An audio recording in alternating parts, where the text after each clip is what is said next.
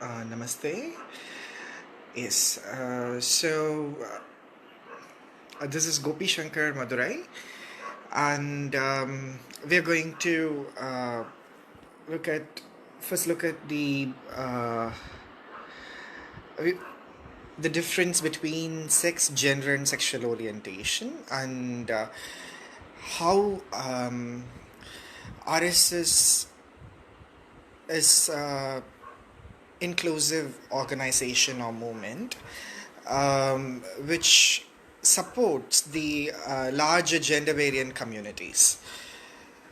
Before going to that, um, I'm Gopi Shankar, and I'm part of the executive board of International Lesbian, Gay, Bisexual, Transgender, and Intersex Association, which is based in Geneva. I'm part of the Asia region of ILGA. And yeah, namaste, Shivam. So, the thing is that I'm also founder of Srishti Madurai, which is one of the India's first LGBTQIA student volunteer movement, which was started in early 2010. And 11, we officially announced it. In 14, we registered it. And so we have been doing a lot of work on, indigenous gender variant communities. So I'll go with the details. That is, sexes are biological identity.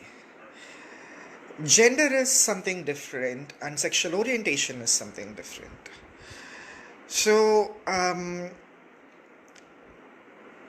because you never decided to be born as male or female, how we assign the sex of the baby is with the very kind of reproductive system the baby have.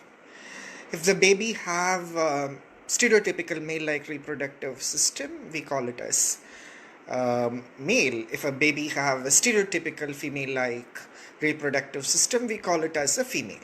But if a baby have a very kind of unclear or ambiguous genital, which you cannot classify into either male or female, then that baby is intersex. And intersex babies are not hijras. No one is born as hijras. Or they are not hijras or skinners or jogapas or transgender people.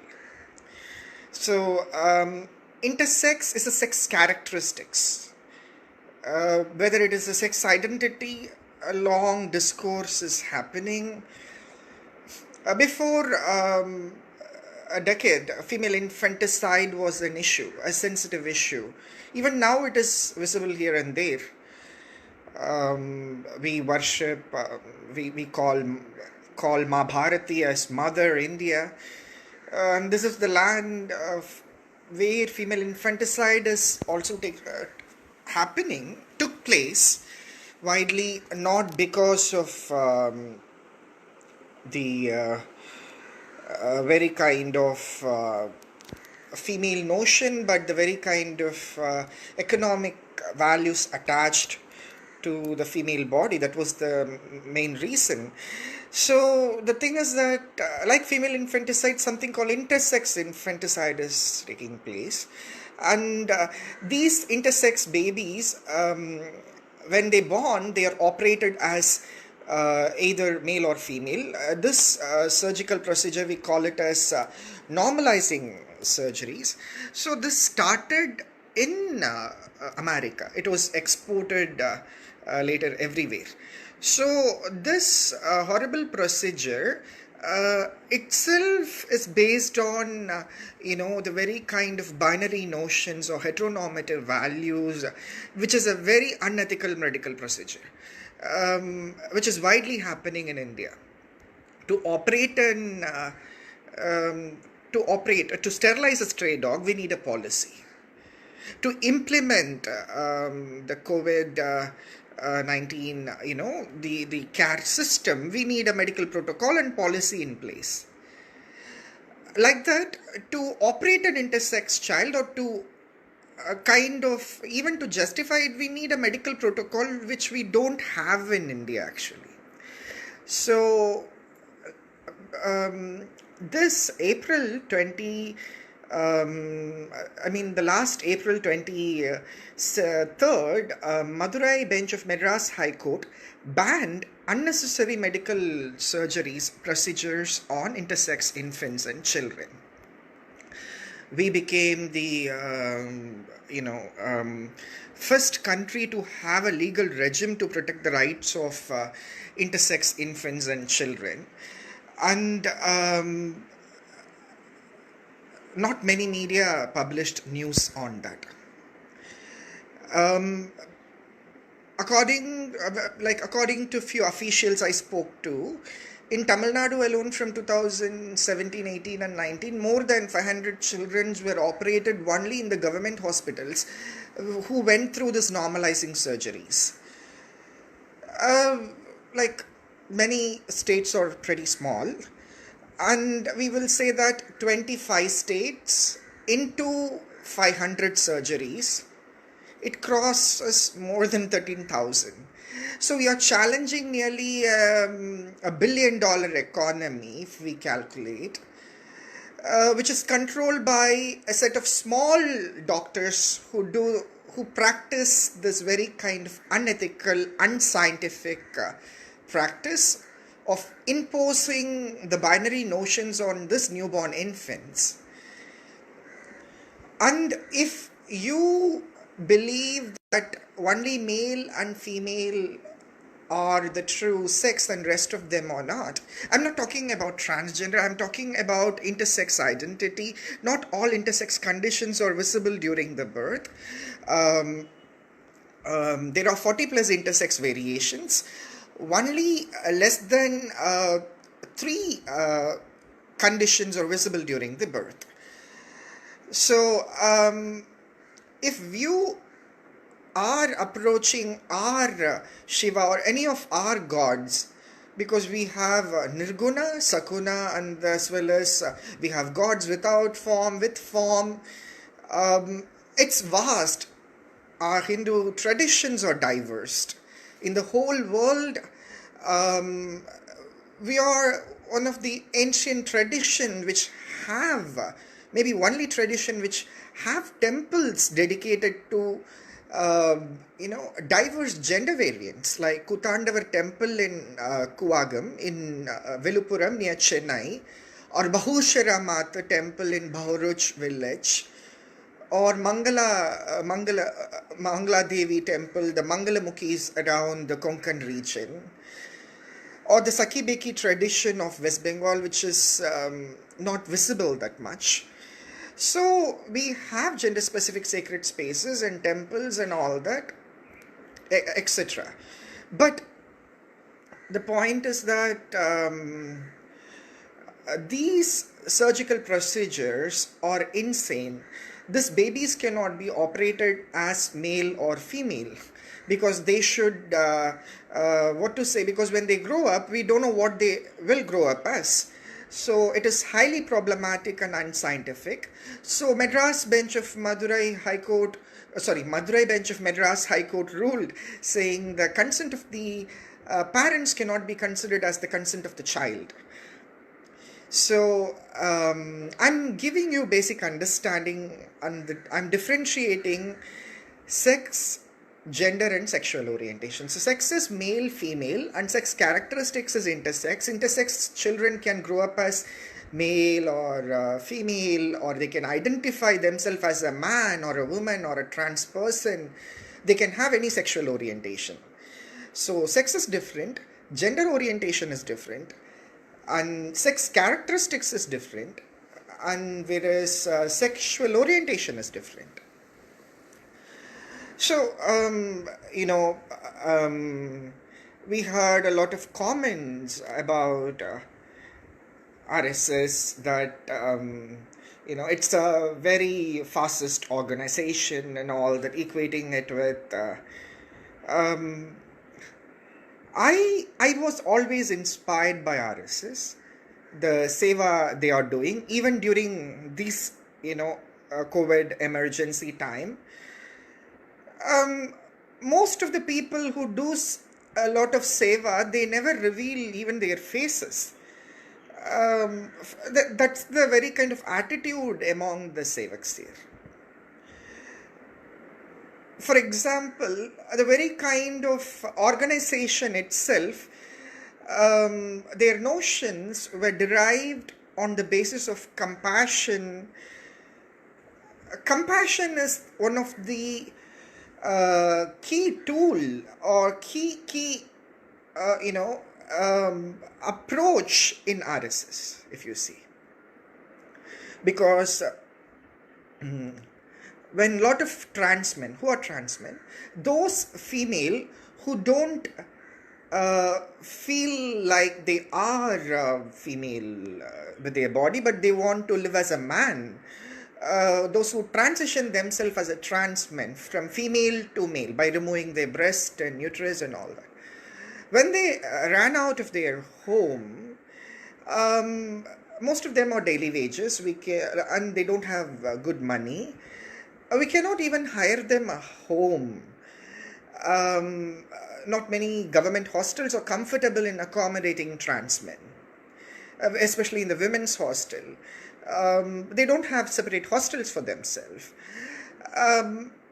It was the local RSS people here who accommodated a lot of trans men who we kind of rescued, who ran out of their house. It is not just about trans men, a lot of trans women too. I think I wrote an article in Swarajya before 2 months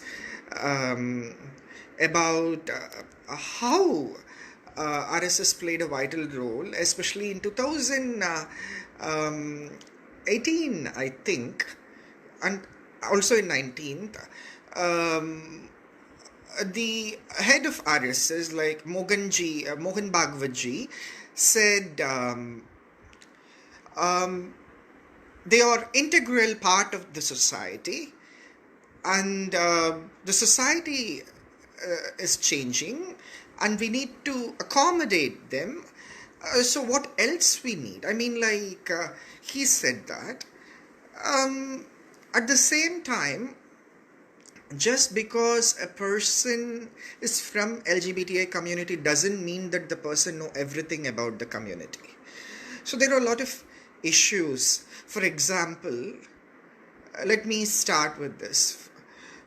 In 2006, Asian Games, a Dalit women athlete was stripped off and kept naked for more than 7 hours in front of 11 plus male doctors in Doha during Congress regime. No one questioned people who politicized Rohit Vemola death. Now, they never bothered about what happened to Shanti. Shanti is an international athlete who won 11 international medals for India.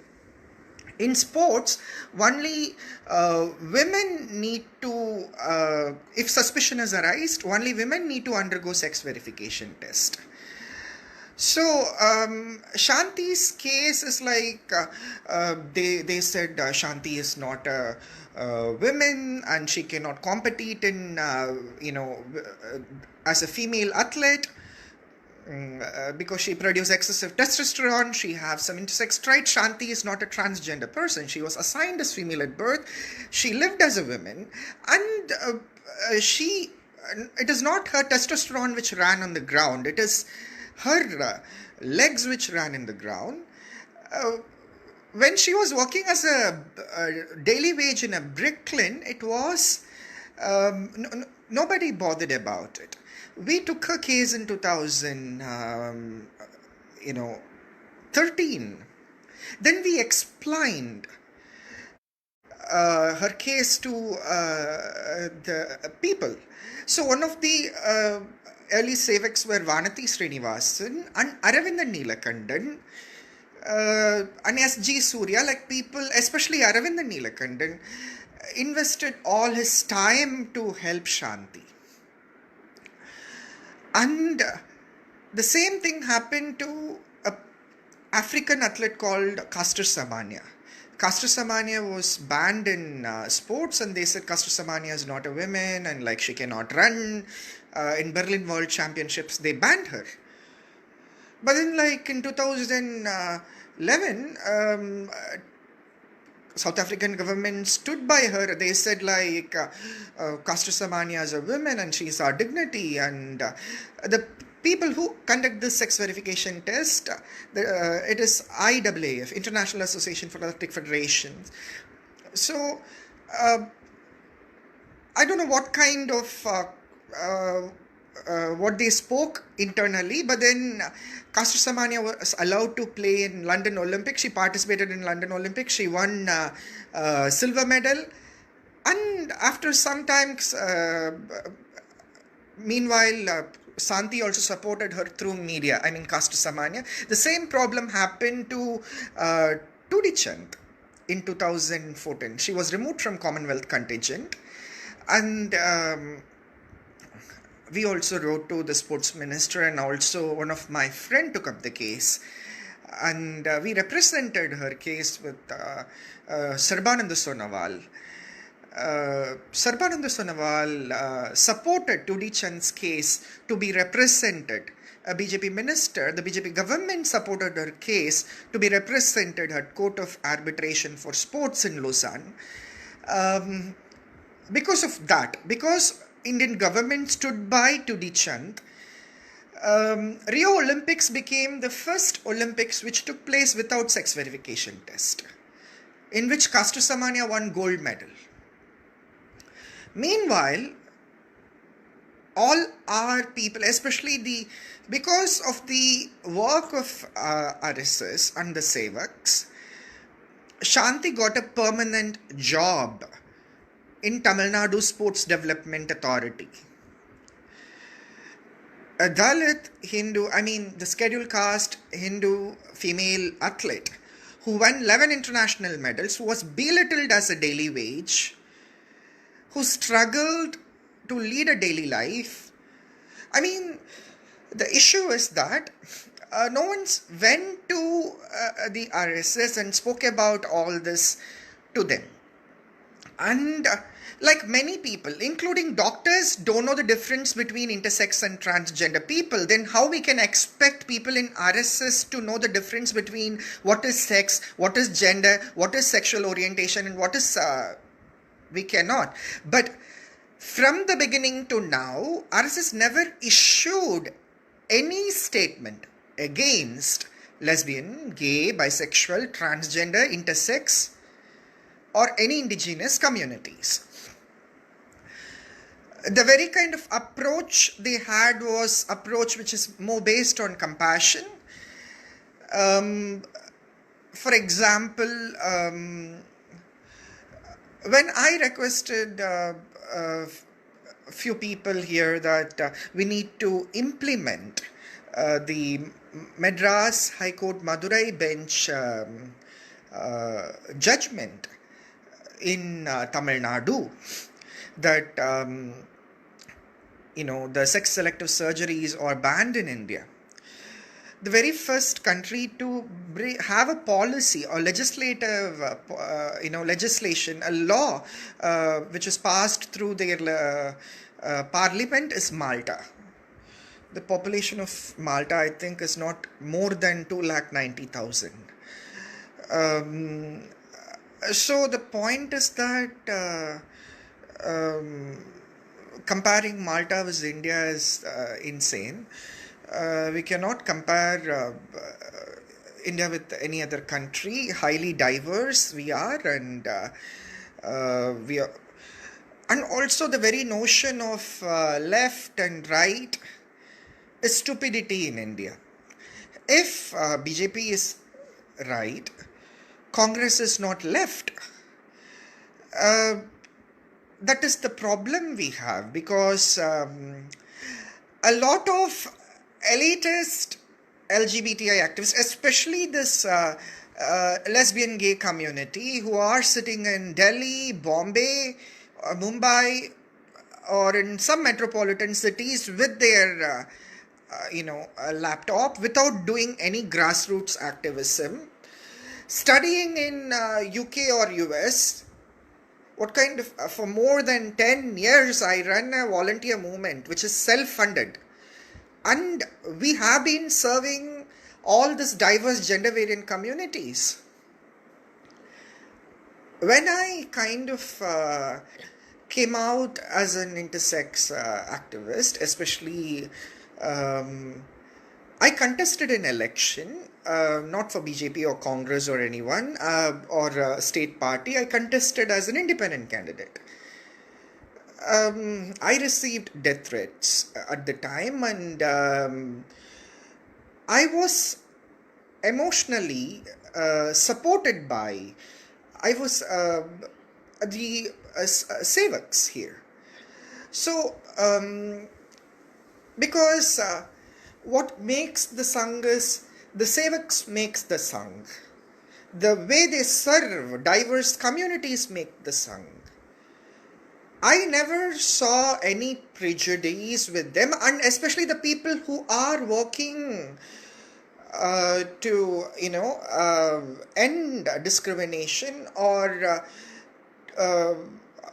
stereotypes. They have a lot of stereotypes, and also it is pathetic how their Twitter warriors or social media people, even the mainstream media, is not highlighting the work of grassroots activists. The mainstream media is very busy in who is listed in some American magazine or some European magazine. At the end of the day, what work they did to the community is zero. And without Sangh, Srishti Madurai would have not survived. Of course, we didn't got millions or billions of rupees from the Sangh. We didn't got single penny from Sangh. When I mean Sangh, the support we received. The first Tamil book on LGBTI community is Marekapatta Pakkangal. This is the book. This was launched by Vanati Srinivasan. This is part of curriculum in some universities in Tamil Nadu here, and also it is available in all public libraries in Singapore. This book was launched in front of hundreds of Sevaks in Chennai.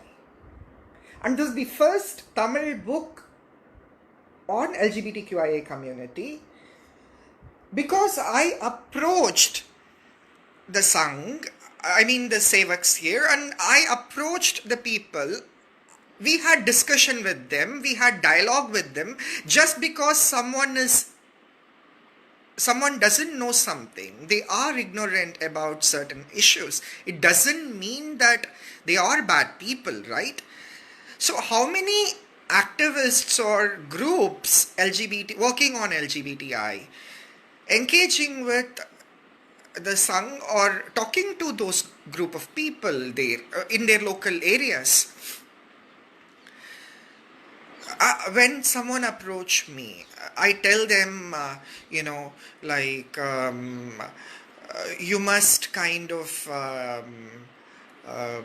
if you have any problem, like if you are a lesbian, gay, or especially transgender person, trans women or trans men, if they don't have a place to live, they are coming out of their house, if they have any problem in their family,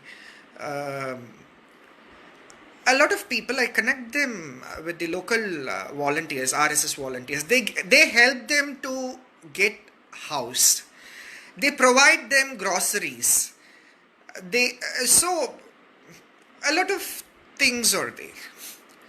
Today, Shanti is leading a decent life. It is because of the support we received from the RSS. It is because of the support we received from the various administrators who were introduced to us by few senior leaders from Tamil Nadu in the Sangh, especially in Madurai. My gratitude to Vaikuntam ji, my who is one of the senior sevak here.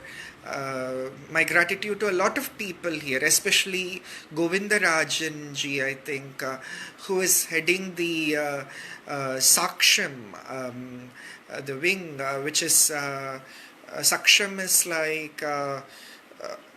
I think which is for differently abled people, even for those people with cognitive disabilities and who are physically challenged, visually impaired. So even for them, the Sangh have an organization which is working. In Madurai, we have the school called Vivekananda Matriculation Higher Secondary School, and that school principal cannot see. He is visually impaired. I mean, like, when he introduced me to his group of friends, most of them are with disability. Oh my God, the activism they are doing in the grassroots. When a child, visually impaired child is coming to them, when they cannot pay fee, they are educating them. They are taking care of them. I mean, it is their right. They are talking about it, and Sangh is giving them the space. And like even Sangh now have a wing for that. That's why we were telling that Sangh should also have a space for something called Tritiya Prakriti Morcha, or something called National Sogi SC Commission. Sogi SC is a term which we use for to refer sexual orientation, gender identity, expression, and sex characteristics. So, in recent days, we are not using the term LGBTI in international arena, especially even the UN independent expert who advised Antonio Guterres on various issues related to LGBTI. We call him as UN independent expert on Sogi SC. So the term Sogi SC refers to this, and I think the next step in the Sangh is that, like Mahila Morcha, like Muslim Morcha, we should also have, a Morcha for diverse Sogi SC people. Because there are a lot of LGBTI Hindus outside, they don't have any support. And the narrative is changing. In early 90s, Communist Party, a lot of people were against the LGBTI conferences organized by Ashok Rao Kavi, and the feminists were not okay with talking about lesbian women. Manushi, which is run by Madhu Kisharji, published several articles on, an article even on supporting the same-sex love between women, and the very first, openly lesbian women in India is Geeti Dhadani. She is the admirer of Sangh, and she was part of many campaigns, political campaigns too. She is from Delhi. And her brother Shishir Dhadani is gay too. So people like Geeti Dhadani started something called Saki, which is India's first lesbian group for saying in Delhi. Later, she was hijacked. Her activism was hijacked by a Hindu bashing, India bashing group of people. So people like her wrote a lot of books, and they have been working a lot on this. They were supported by Sangh too. We are in a very kind of situation. I'm not talking about just COVID-19, this Chinese virus, but it's also about the crisis which is happening within the larger LGBTI community. One of the fastest growing religion within the LGBTI community in Europe is Islam. We have gay imams, lesbian imams, Qatari nations, even UN women-based organizations and several dating sites are supporting,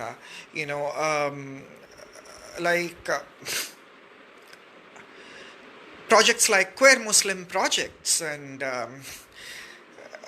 if in queer Muslim project, if you're going to talk about LGBTI Muslims, it is completely fine, but all they do is Hindu bashing.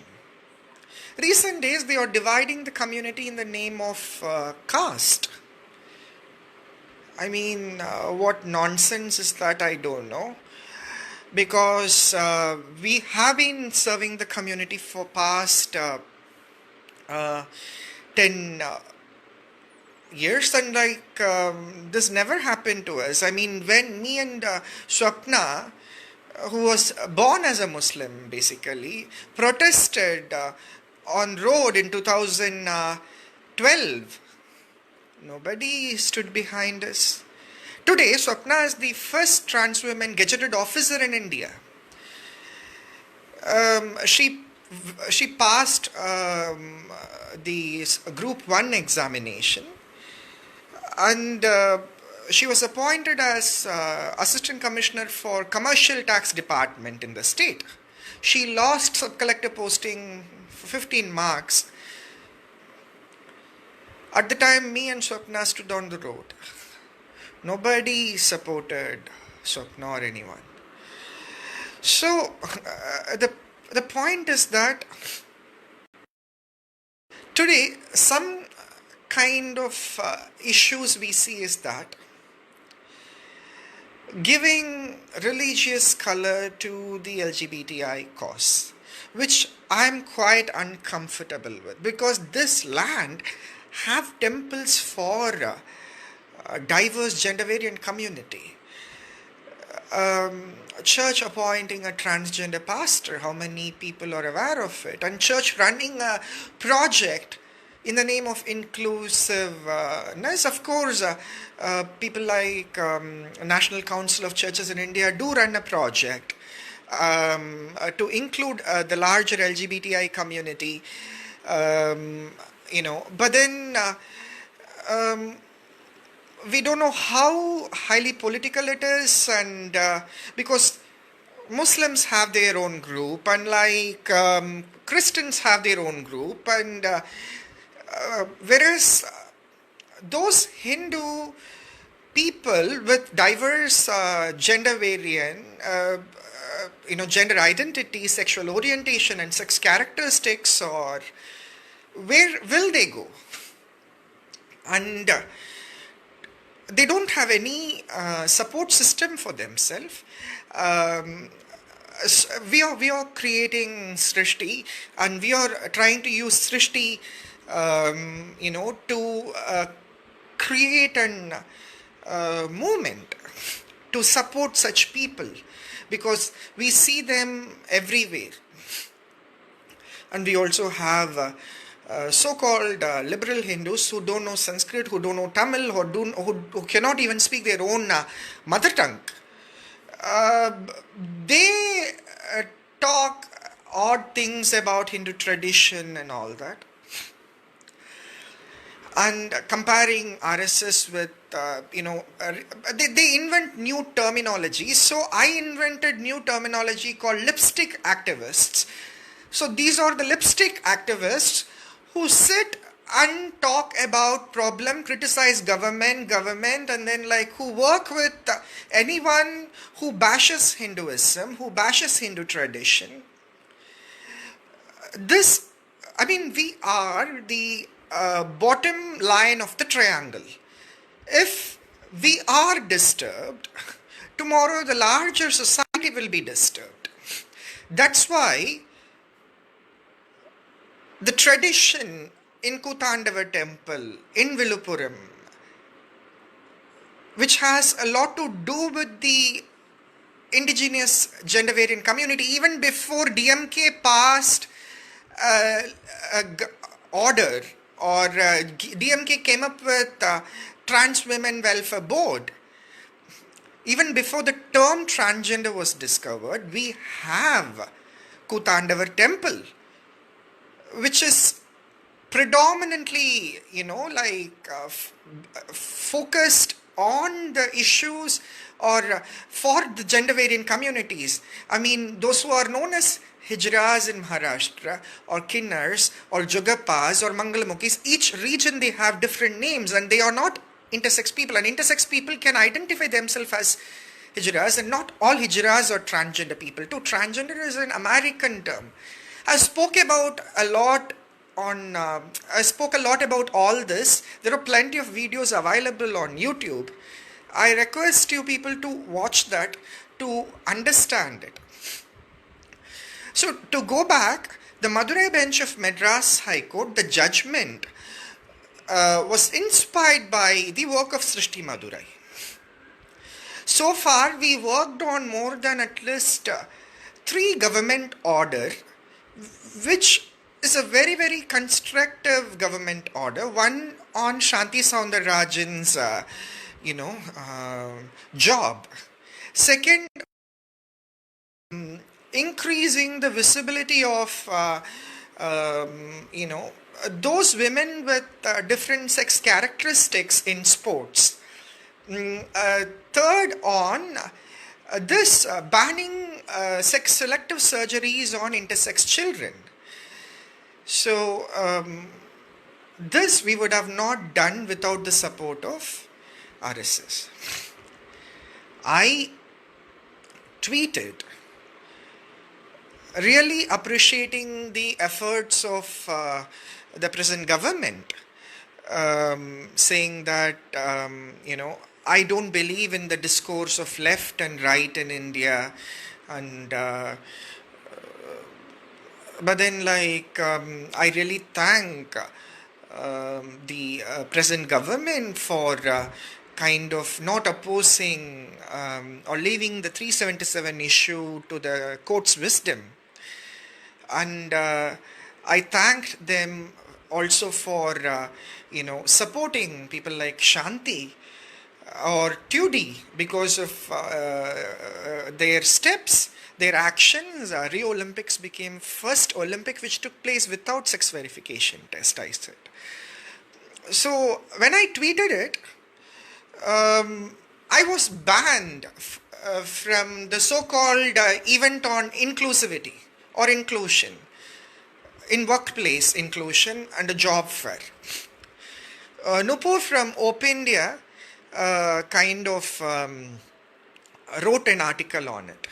So in Delhi, we have a lot of organizations like Kriya, and they run a lot of projects, and also there is this group called Project Mukti who run this Wikipedia editathon and all these things, which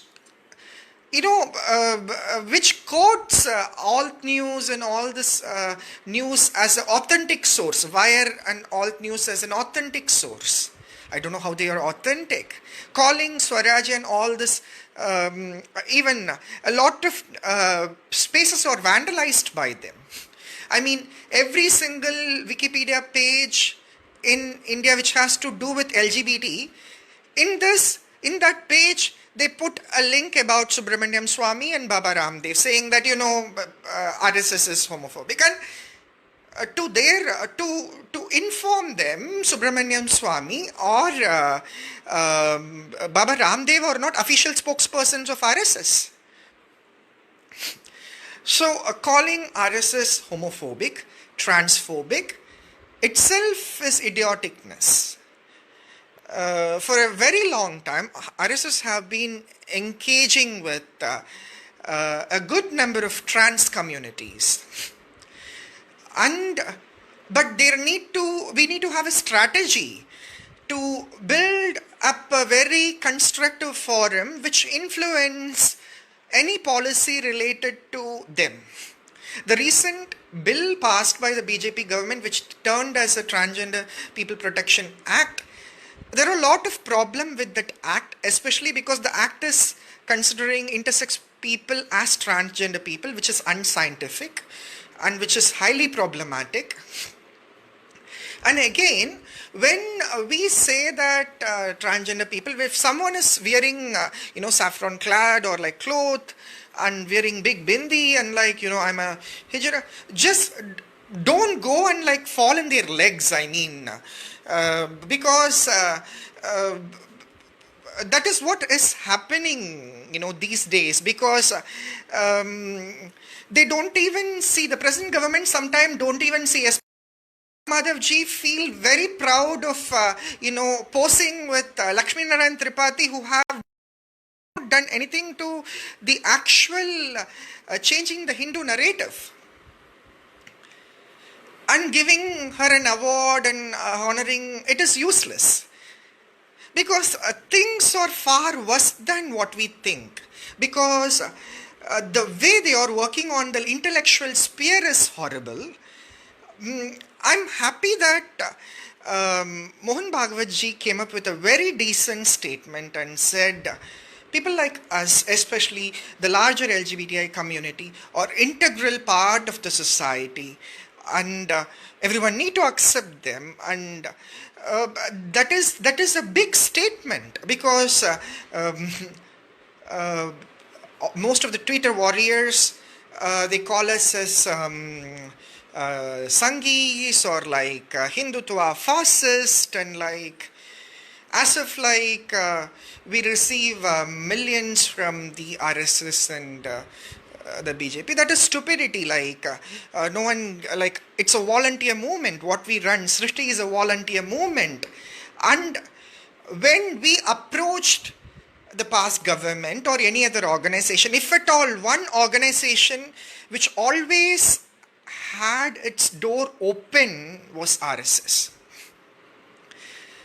Because they said, okay, we don't know much about all these issues. Please tell us what it is. We explained to those people who are here in Tamil Nadu, and we educated a lot of people among them, and they were like very, very sensitive. Even now, because we run the 24/7 helpline, crisis helpline for LGBTI community, when someone come to us, if we don't have enough resources, the next thing we do is we call any sevak and we tell them, can you please accommodate this trans person, this trans women or this trans men in your place for at least a week or month till we find them a house, and we send them to some Hindu ashram where they, get food and decent livelihood. So this is the very kind of compassionate approach which RSS have. But where RSS fail is that RSS is not utilizing it. I mean, the way the local Karyakartas supported Ashok Rao Kavi or many people in India,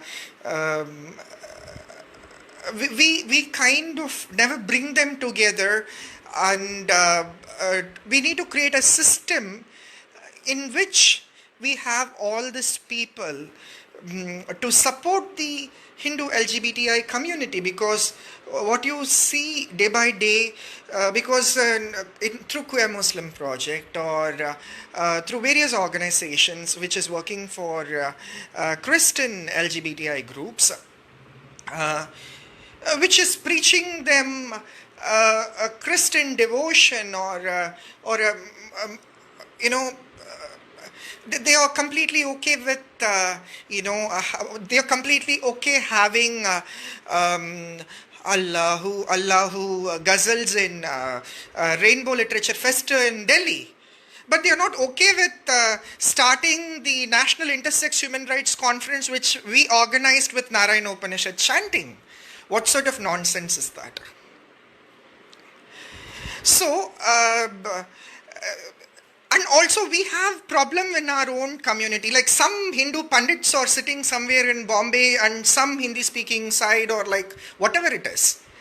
I tell you, in the name of Hindus, you don't come and comment on Twitter and all these places, because you people are like absurd. And you don't even call yourself as you belong to the Sangh because you don't represent the philosophy of the Sangh. Or you're not part of, then don't support BJP at all, or don't support, I'm not politicizing this, because the problem is that they think they are the single authority on Hindu tradition, and they believe that the gods were like simply male and female. No, our Vishnu and Shiva accepted a lot of gender fluid forms, whether it is Hardanarishwara or Aravan in Kuvagam, or Shankar Narayana, or a lot of forms when we see, they're quite gender fluid. There are a lot of regional texts in Hindu Dharma which is widely appreciating this gender fluid nature.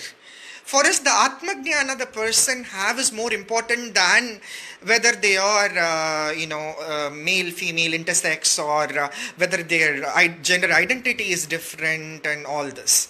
For us, that Atmajnana was important, and that is more important than anything else, I believe. So, those people who do comment, who simply sitting there without knowing what this community go through. Every year, more than 13 to 15,000 intersex infants are going through this horrible normalizing surgery in India. We are talking about it, and Tamil Nadu became the first state to ban it. So, when Tamil Nadu became the first state to ban it, the very kind of activism from the ground, without the support of Aravind and Neelakandan or the Sevaks, we would have not achieved it. Especially Venkateshan, Ma Venkateshan, Aravind and Neelakandan,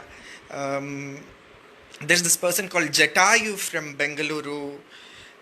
Like each and every single people, I mean, like even when I came out of my place, I lived with them. So the thing is that